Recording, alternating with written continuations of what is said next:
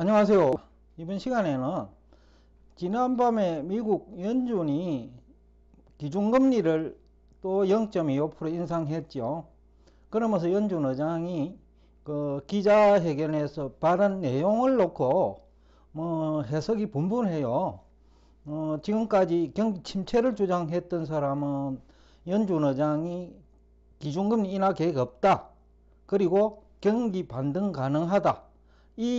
그 의견에 상당히 당황하고 있을 것 같고, 또 여태까지 경기 침체를 주장하는 사람들은 결국 연준이 올해 내에 기준금리 인하할 거다. 그러니까 연준 못 믿겠다. 그래서 시장이 기준금리 인하에 환호했다. 그러니까 4분기경에는 기준금리 인하하니까 미리 주가가 큰 폭으로 올랐고 시장금리도 안정됐다. 그런 식으로 접근하는 것 같아요. 그러니까 똑같은 연준 의장 그 인터뷰 내용을 듣고 해석이 다 다른 거예요. 우리가 학교 다닐 때 동일한 책을 보고 동일한 선생님 밑에서 수업을 받아 이후에 시험을 치면 90점, 100점 받는 사람도 있고 50점 이하 받는 사람도 있겠죠. 경제 분야는 경제학 박사들조차 시험을 치면 90점, 100점 받는 사람, 표절 박사가 아니죠, 이런 분들은요. 그런데 우리나라 같은 경우는 표절 박사가 많으니까 아마 시험을 연준 의장이 시험을 치면 우리나라 표절 박사 90%는 30점 내지 40점대 점수가 나오지 않을까 싶은 생각을 하면서 오늘 여러분과 대화를 나누고자 합니다. 일단 그분들의 주장에 설득력은 없어요. 우선 경기 침체 상반기까지입니다. 왜냐하면 지금 각종 경기 선행 지표가 6개월 정도를 알 수 있는 선행 지표예요.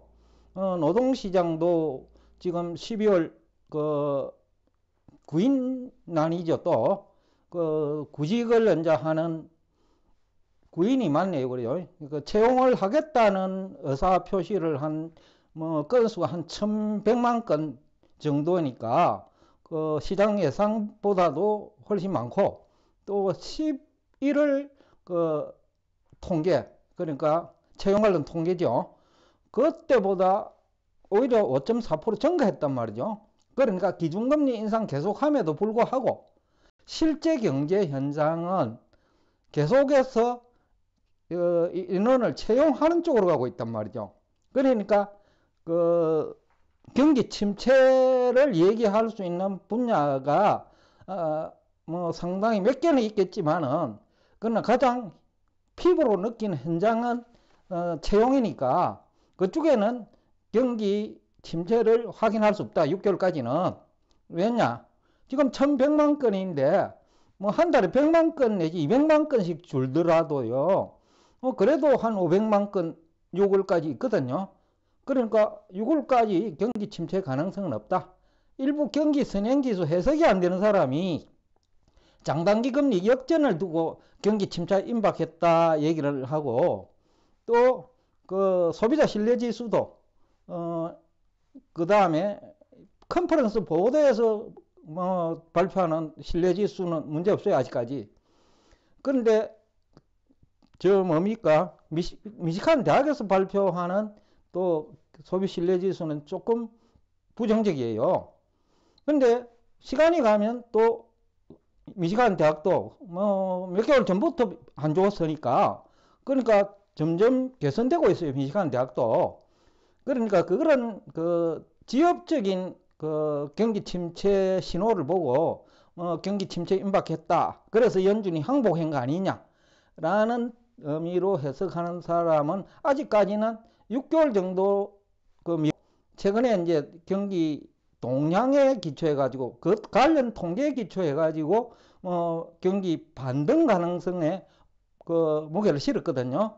그러니까 우선 현재 6개월 정도를 놓고 보면 포유 환율 연구소가 지난 10월 이후 예상한 대로 올해네요. 올해 상반기까지는 경기 침체를 확인하지 못할 거다라는 얘기를 하고 싶고, 그 다음에 연준 의장 발언 직후 나스닥이 급등한 배경이지 금리의 문제는 아니다. 왜 그렇게 보느냐 하면요.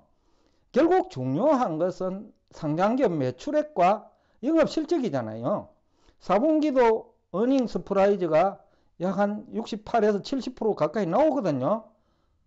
그러니까 경기 침체론자들이 뭐 안 좋다고 주장하는 사람 주로 혼자 기술주 쪽은 뭐 안 좋은 결과가 나왔어요. 그렇지만 미국 전체 상장기업 중에서 기술주가 차지하는 비율이 높은 편도 아니고요.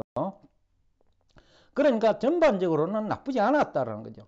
마찬가지로 일부 경기 침체를 피부로 느끼는 기업도 있을 거예요. 그렇지만은 미국 전체를 놓고 보면 상장기업 매출액과 영업실적은 아직도 살아있다. 일부 영업실적이 악화가 되더라도 적자가 아니라는 거죠. 조금 나빠질 수 있다. 분기별로 보면. 더군다나 4분기에는 할인 행사가 많기 때문에 마진율이 낮죠. 그렇기 때문에 그런 측면도 있다라고 볼 수 있고, 그 다음에 이제 연준 의장이 과연 이제 경기 침체보다는 경기 반등을 주장했죠. 이거 상당히 의미가 있어요. 우선은 지난해 성장률이 상반기에는 마이너스, 그죠? 하반기에는 3분기, 4분기 플러스 한 2.89%. 그럼 평균하면 한 1.4%, 3% 나오거든요. 그런데 반등이라고 하면 지난해보다는 올해 얘기를 하니까 그럼 올해는 최소한 1.5% 이상 나올 거다. IMF는 1.7% 상향 조정했죠. 그러니까 이것이 이제 과연 근거가 있고 설득력이 있느냐라는 것이 이제 굉장히 중요한 화두가 되겠죠. 결국 우리가 상장기업 매출액과 영업실적에 투자를 하기 때문에 금리에 투자하는 사람 없어요. 그건 채권 투자하는 거고요. 주식에 투자한다면 상장기업 매출액과 영업실적에 투자하는 거거든요. 그렇게 하면 금리는 시장금리가 중요한 거고 시장금리로 기업들이 자금을 조달하니까요. 그래서 지금 의장의 그 발언, 즉 경기 반등 주장이 얼마나 서 있는지에 대해서 보요소가 점검을 해본 한 8가지 이유로 설득력은 있다라는 거죠. 우선은 이제 그 AI, 뭐 인공지능 분야이기도 하고 로봇 분야이기도 한데 드론이 우크라이나 러시아 전 상당히 이제 부각됐죠. 방위용 드론이고 또 아니면 군사용 드론이고 지금 운송 같은 쪽에서 드론이 상당히 필요할 것 같거든요. 로봇도 마찬가지고 일부 로봇 쪽은 지금 그 음식점 같은 데서 그 사람을 하고 있죠. 대신하고 있다는 표현이 있겠죠. 그러니까 그런 쪽의 산업이 활성화될 가능성이 높다. 특히 지금 2023년에도 드론이 아마 일반화될 것 같아요. 우크라이나 러시아 전쟁을 계기로 드론의 역할이 굉장히 컸거든요. 그렇다고 하면 각국에서 드론을 새로운 군사 무기로 준비를 할 가능성이 아주 높아요. 그러면 이거는 세계 각국이 준비를 하니까 상당히 그 성장 가능성이 높죠. 그런데 여기가 이제 주로 반도체가 들어가는 분야겠죠. 로봇도 그렇고 드론도 그렇고. 그래서 간밤에 반도체 주가가 폭등을 한 거죠. 연준 의장이 경기 반등 주장이 바로 이런 것들이거든요. 그 다음에 자동차가 앞 시간에 제가 얘기했는데 4분기 실적을 보니까 자동차 등 운송 수단이 많이 팔렸어요. 아니, 경기가 살아있다는 증거예요. 실제 고용이 잘 되고 하니까 그 자동차 수요 증가하죠. 여하튼 그 내구재 수요가 많다는 것은 미국 경제가 아직 나쁘지 않다라는 거죠. 자동차가 그 고가품이잖아요. 그 내구재 중에서도 그런 측면에서 상당히 미국 경제는 아직 탄탄하다. 그 다음에 또 하나는 그러면 내구재 자동차 수요 증가가 일시적인 현상일까? 아니면 2023년에도 지속될까라는 측면에서 보면 2023년에도 우선 상반기까지는 포유환율연구소는 지금 그 경기 선행 지표를 그 6개월 정도로 해석하기 때문에 상반기까지는 문제가 없을 거다라는 얘기를 하고 싶고요. 그 증거로 테슬라가 자동차 가격을 인하를 했어요. 여러 가지 이유가 있을 거예요. 자동차가 안 팔리니까 할인했을 수도 있고, 아니면 그 다른 현대차 등이 전기차 시장에 뛰어드니까 그 견제하기 위해서 가격 인하를 하는 그 치킨 게임을 하는 쪽으로 해석을 할 수도 있으니까요. 여하튼 내구재 중에서 자동차 수요는 증가할 것이다. 상반기까지는. 그 다음에 미국 정부가 미래 핵심 산업이라고 하면 반도체 2차전지, 3차전지겠죠. 그 다음에 재생에너지 쪽.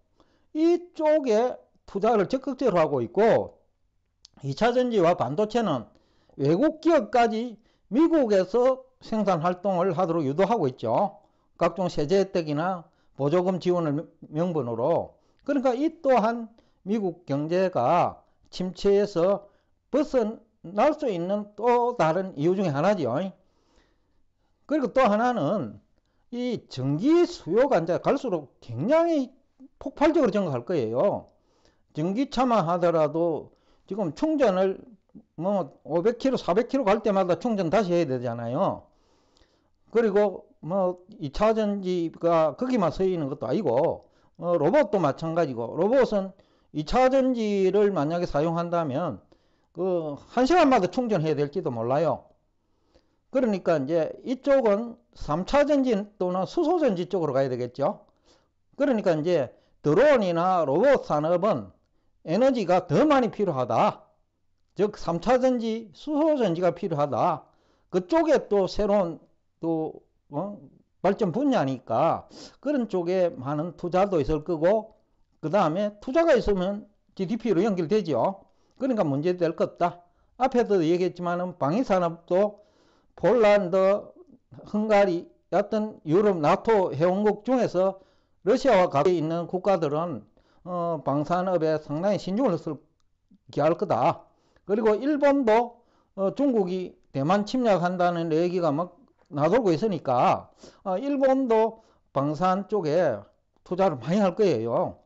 그렇다고 하면 이제 미국이 첨단 쪽은 미국에서 출발했으니까 미국 경제 성장에 긍정적인 영향을 미칠 거라는 해석이 가능하고요. 또 하나는 지금 연준의 기준금리 인상을 두고 이제 긴축으로 해석하는 분이 많잖아요. 그죠? 근데 금리만 놓고 보면 시장금리는 기준금리와 다르게 놀잖아요. 특히 10년물은. 그러니까 긴축 효과 없는 거죠. 그 다음에 통화량 부분은 우리가 결국은 총통화 중요한데 이쪽에서 보면 전혀 긴축이 되고 있지 않아요. 그러다가 총통화보다 중요한 거는 화폐 유통 속도인데 최근에 증시 채권 주식이죠. 이쪽은 화폐 유통 속도가 살아나고 있어요.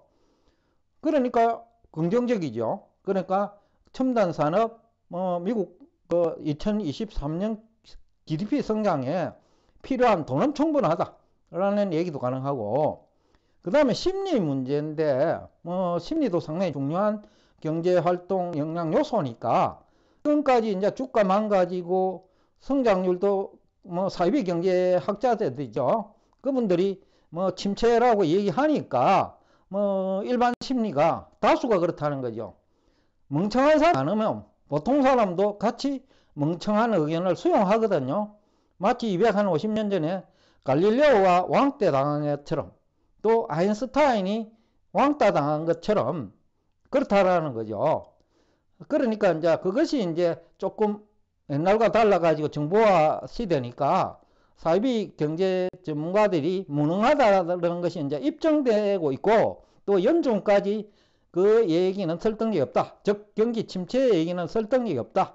최소한 상반기까지는 그런 그 의견을 개진함으로써 심리가 좀 살아날 거다.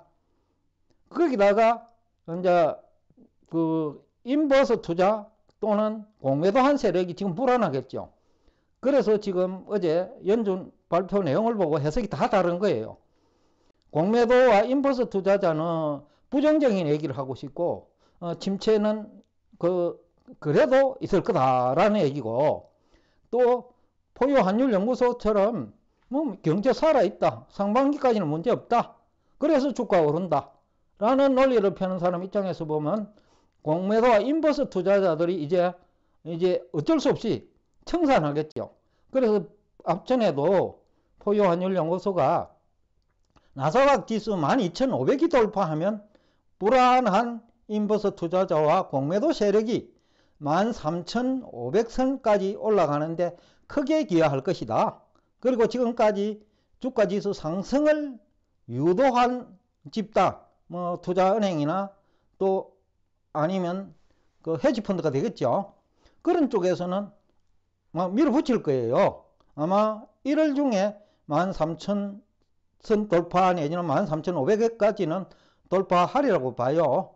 그러니까 그런 여러 가지 정황을 종합해 볼 때 미국 실물 경제 상반기까지는 침체 없다라는 기존 입장을 고수하고 싶고, 나스닥 시장 역시 13,500은 어렵지 않게 상승할 수 있는 환경이 조성됐다. 그리고 2023년 그 성장률은 포유환율연구소는 1년은 얘기하지 않습니다. 왜? 경기 선행 지표들이 상반기 정도까지만 알 수 있기 때문이죠. 다만 2022년이 1.4% 성장했죠. 그 상반기가 이제 마이너스 성장을 하니까. 그러나 지난해 상반기보다는 2023년 상반기는 나을 거다. 그러니까 주가 추가적인 상승 여력은 있다라는 얘기를 하면서 오늘 여러분과 대화를 여기서 끝내겠습니다. 오늘도 끝까지 경청해 주셔서 대단히 감사합니다.